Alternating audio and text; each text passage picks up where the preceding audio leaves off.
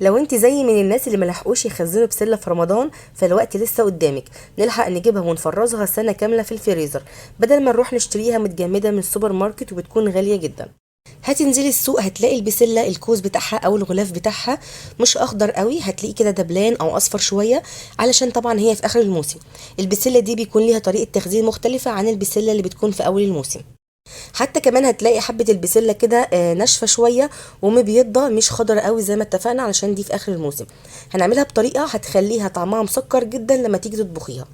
عندي بقى هنا 3 كيلو من البسلة، فصصتهم عادي جدا، وبعد كده حطيت عليهم مية سخنة بتغلي. هنسيبها 10 دقايق في المية السخنة دي علشان تخلي الحباية بتاعتنا طرية كده وحلوة ومسكرة. لكن البسله بتاعتنا لو كانت طازه كده في اول الموسم ما كناش هنعمل الخطوه دي، وكنا هنفرزها على طول. يبقى احنا كده هنسيبها في الميه السخنه المغليه دي 10 دقايق بس، وبعد كده نرجع نصفيها ونشوف هنعمل ايه.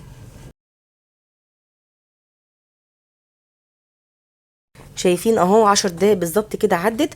همسك بقى الميه دي وبغيرها وبشطف البسله بتاعتي كويس جدا، ونرجع بعد كده نحطها تاني في نفس البوله.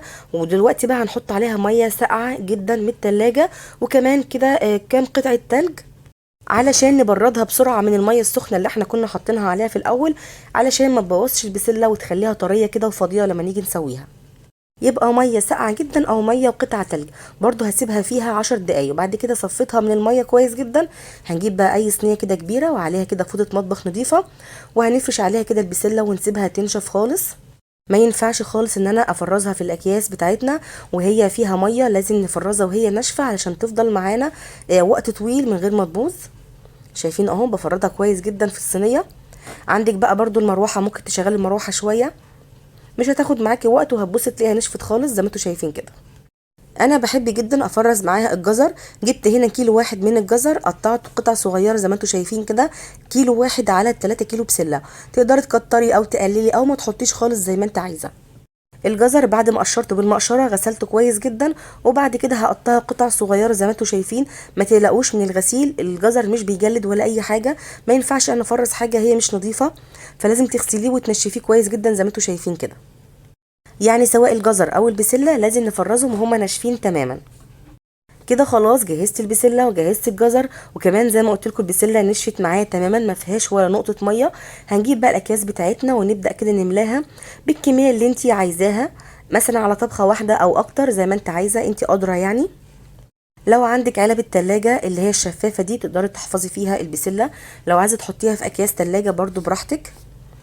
حطيت البسله والجزر على بعض زي ما انتوا شايفين كده، واهم حاجه بنخرج الهواء كويس جدا من الكيس، وبنبطط الكيس زي ما انتوا شايفين كده. بسيب كده مكان في الكيس مش بربطه على الاخر، علشان نقدر نبطط الكيس بتاعنا بالشكل ده. لما تبططيها بالشكل ده مش بتخليها تاخد مساحه كتير في الفريزر. اهو نحط البسله الكميه اللي احنا عايزينها. انا بقسمهم على قد طبخه واحده.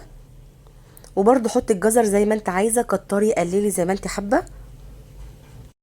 وقت ما احتاج الكيس ده كمان هقطع عليه بطاطسايه كده قطع صغيره، بنحبها جدا بالبطاطس والجزر مع بعض. بصوا شايفين بخرج الهواء ازاي من الكيس، وبربط الكيس بتاعي من فوق خالص علشان يبقى فيه مساحه كده نبطط فيها البسله والجزر زي ما انتوا شايفين بالشكل ده. اهم حاجه تبقى البسله والخضار بتاعنا كله ناشف جدا، وتاني حاجه تخرجي الهواء من الاكياس عشان تعيش معاكي وقت طويل في الفريزر، وما تبصيش تلاقيها باظت منك. عندي برضو كده كيس صغير او اي كيس برضو كبير، هنحط فيه حبة كده من الجزر لوحدهم وحبة من البسلة لوحدهم، علشان لو احتجتهم كده في اي شوربة خضار او شوربة لسان عصفور تكون كده معايا وجاهزة. عايزه اقولك هتوفر عليكي كتير جدا في الوقت والمجهود والفلوس وكل حاجه. شايفين بقى ده شكل الكيس بتاعنا، البسله والجزر مع بعض. وادي الكيس الصغير اللي انا حطيت فيه البسله، وكيس تاني حطيت فيه جزر لوحده. تكه كده هقولك عليها وانت بتطبخي البسله. لو عايزه تاكلي بسله طعمها حلو جدا جدا، بعد ما تشوحي البصله بتاعتك وتدي لها لون كده خفيف، انزلي بكيس البسله طبعا وهو متجمد، ما تسيبوش يفك خالص، على البصل على طول كده، وحطي معاها معلقه صغيره من الثوم المفروم، وشوحي البسله والثوم والبصل حلو جدا، وبعد كده انزلي بالطماطم بيدي لها طعم تحفه جدا جدا. وبكده الفيديو بتاعنا يكون خلص، اتمنى تكونوا استفدتوا منه.